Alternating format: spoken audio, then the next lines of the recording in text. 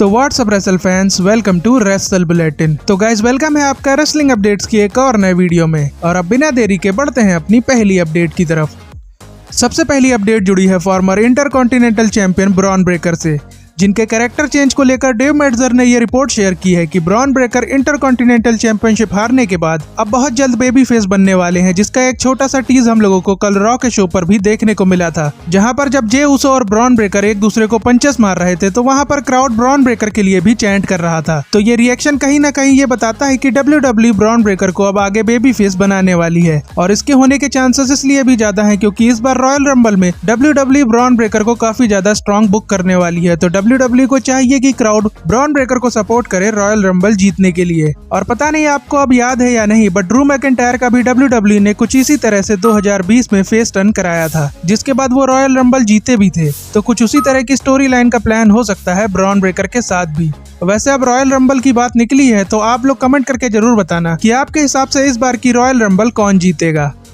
Next update related है शिनसुके Nakamura से, जिन्हें WWE ने कई महीने पहले रॉ के शो पर बुक किया था, बट उसके बाद से WWE ने उन्हें कहीं भी शो पर मेंशन भी नहीं किया है। तो नाकामुरा को लेकर फाइटफुल सिलेक्ट ने ये रिपोर्ट शेयर की है कि नाकामुरा पूरी तरह से फिट हैं और वो भी एजे स्टाइल्स की तरह WWE के लाइव इवेंट्स में परफॉर्म करते हुए आ रहे हैं। बट WWE के पास उनके लिए क्रिएटिव प्लान्स ही नहीं है, जिसकी वजह से WWE उन्हें टेलीविजन पर बुक नहीं कर रही है, जो कि सुनने में बहुत खराब लगता है क्योंकि नाकामुरा और एजे स्टाइल्स जो कंपनी के टॉप स्टार्स हैं, उन्हें भी WWE टेलीविजन पर बुक नहीं कर पा रही है, जो कि एक बैड थिंग है ट्रिपल एच और उनकी क्रिएटिव टीम की। और मेरे हिसाब से तो अगर WWE के पास दोनों के लिए अलग अलग क्रिएटिव प्लान्स नहीं है तो WWE को इन दोनों की फ्यूड आपस में ही स्टार्ट कर देनी चाहिए, जिससे कम से कम इनको टेलीविजन पर बुक तो किया जाए, क्योंकि इन दोनों का ट्रिपल एच एरा में इस तरह से खाली बैठना फैंस को बिल्कुल भी पसंद नहीं आ रहा है।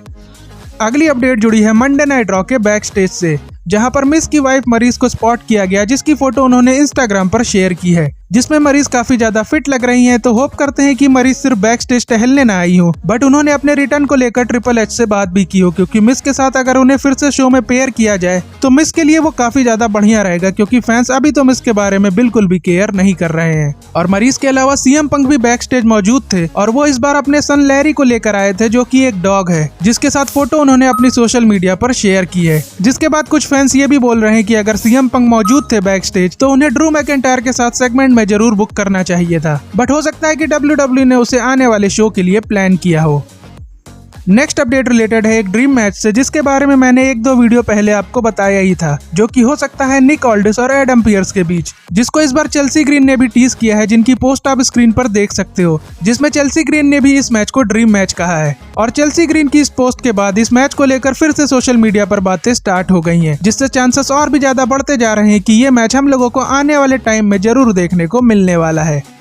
अगली अपडेट जुड़ी है एलेक्सा ब्लिस के रिटर्न से, जिसे कल रॉ के शो पर टीज किया गया था। तो भाई कल रॉ के शो पर लिव मॉर्गन के पीछे आपने नोटिस किया होगा, तो वहां पर एलेक्सा ब्लिस की डॉल लिली पड़ी हुई थी, जिसके बाद से फैंस ने ये स्पेकुलेशन स्टार्ट कर दी है कि ये एलेक्सा ब्लिस के रिटर्न का एक टीज है, जो कि काफी हद तक सही भी हो सकता है, क्योंकि एलेक्सा ब्लिस WWE में रिटर्न करने के लिए पूरी तरह से फिट है, और समर स्लैम में ही उनके रिटर्न के काफी ज्यादा रूमर्स थे, बट हो सकता है कि तब उनके लिए WWE के पास प्लान्स तैयार ना हो। बट अब अगर लिली डॉल शो पर दिखाई दी है तो इसके पीछे जरूर कोई ना कोई रीजन होगा। और नेक्स्ट वीक ये देखना काफी ज्यादा इंटरेस्टिंग रहेगा कि WWE इस टीज को कंटिन्यू करती है या फिर नहीं, क्योंकि उसके बाद ये कंफर्म हो जाएगा कि WWE ने एलेक्सा ब्लिस के रिटर्न के लिए प्लानिंग स्टार्ट कर दी है।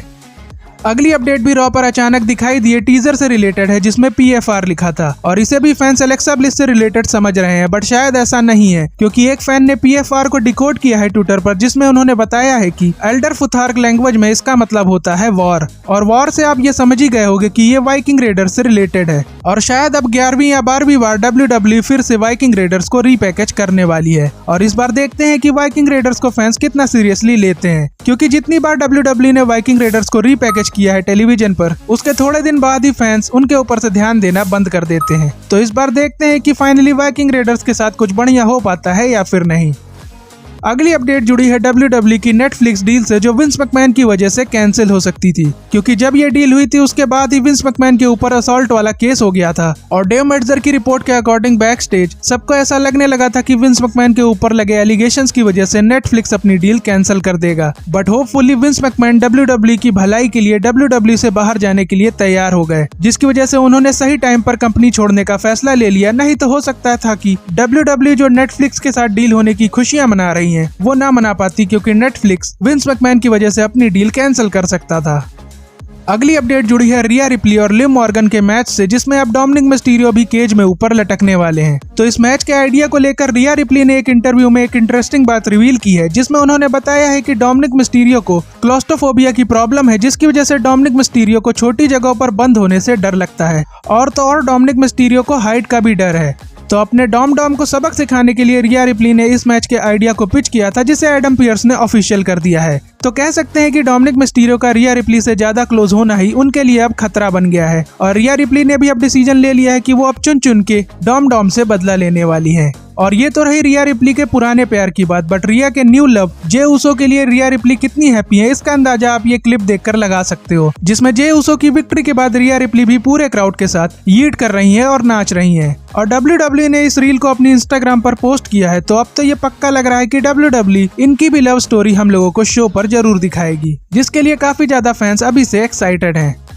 अगली अपडेट जुड़ी है स्मैकडाउन के शो से, जहां पर WWE ने ये ऑफिशियल कर दिया है कि local tribal chief solo Sikoa अपना रिटर्न करने वाले हैं। बट हम सभी फैंस के लिए बैड न्यूज ये है कि रोमन रेंस शो के लिए अभी तक एडवर्टाइज नहीं है, जिसका मतलब ये है कि कोडी रोड्स और केविन ओवेंस एक बार फिर से ब्लड लाइन से निपटने वाले हैं। और अगर WWE ने सबको सरप्राइज करना चाहा तो हो सकता है कि रोमन रेंस, केविन ओवेंस और कोडी रोड्स हम लोगों को स्मैकडाउन पर साथ में देखने को मिल जाएं, जिसके चांसेस अभी तो बहुत ही कम लग रहे हैं। अब बढ़ते हैं अपनी फाइनल अपडेट की तरफ, जो जे उसो और रोमन रेंस के रीयूनियन से रिलेटेड है। तो भाई कल हम लोगों ने देखा ही था कि जे उसो को फाइनली अपनी फर्स्ट सिंगल चैंपियनशिप मिल गई है, और इस पर रिकीशी और ट्रिपल एच ने जे उसो को काफी ज्यादा प्रेज भी किया है। बट जे उसो के चैंपियनशिप जीतने के बाद उनका रोमन रेंस से किस तरह से रीयूनियन होगा, इससे रिलेटेड एक स्टोरी सामने आई है, जिसमें यह बताया गया है कि बैड ब्लड के बाद सोलो सिकोआ जेकब फाटू को ऑर्डर दे सकते हैं इंटरकॉन्टिनेंटल चैंपियनशिप को ब्लड लाइन में लाने के लिए, क्योंकि हम लोग ये तो जानते हैं कि जे उसो की इस विक्ट्री से सोलो सिकोआ को काफी ज्यादा प्रॉब्लम होने वाली है, और उनकी जी भी जल रही होगी, क्योंकि जे उसो को अब सोलो सिकोआ, जो कि खुद को फैमिली का ट्राइबल चीफ समझ रहे हैं, उससे ज्यादा रिस्पेक्ट दी जा रही है, जो सोलो सिकोआ को बिल्कुल भी पसंद नहीं आ रहा होगा। और सोलो सिकोआ जे उसो से खुद को ट्राइबल चीफ एक्नॉलेज करवाना भी चाहेंगे, बट वी नो कि जे उसो ऐसा कुछ भी नहीं करेंगे, जिसकी वजह से जे उसो पहले भी जाएंगे ब्लड लाइन से। और अगर सैमी ज़ेन जे उसो को बचाने की कोशिश करेंगे तो वो भी पहले जाएंगे, और फिर उसके बाद हो सकता है कि बदला लेने के लिए जे उसो और सैमी ज़ेन रोमन रेंस के साथ मिलकर ब्लड लाइन 2.0 की बैंड बजाएंगे, जो कि लीड करेगा survivor series war games match के लिए। तो भाई ये कुछ स्टोरी हो सकती है वॉर गेम्स मैच के लिए, जो कि इंटरेस्टिंग तो है और इसके होने के चांसेस भी बनते हैं, बट ये सच है या फिर नहीं, इसके लिए हम लोगों को बैड ब्लड तक वेट करना होगा, क्योंकि उसके बाद ही हम लोगों को क्लियर पता लग पाएगा कि WWE जे उसो और रोमन रेंस का रीयूनियन कराने का सोच भी रही है या फिर नहीं। बाकी गाइस आज की वीडियो यहीं तक थी, और WWE के तगड़े वाले फैन हो तो चैनल को सब्सक्राइब जरूर कर देना, वीडियो को लाइक शेयर करना मत भूलना। और अब आपसे मुलाकात होगी नेक्स्ट वीडियो में, तब तक के लिए जय हिंद जय भारत।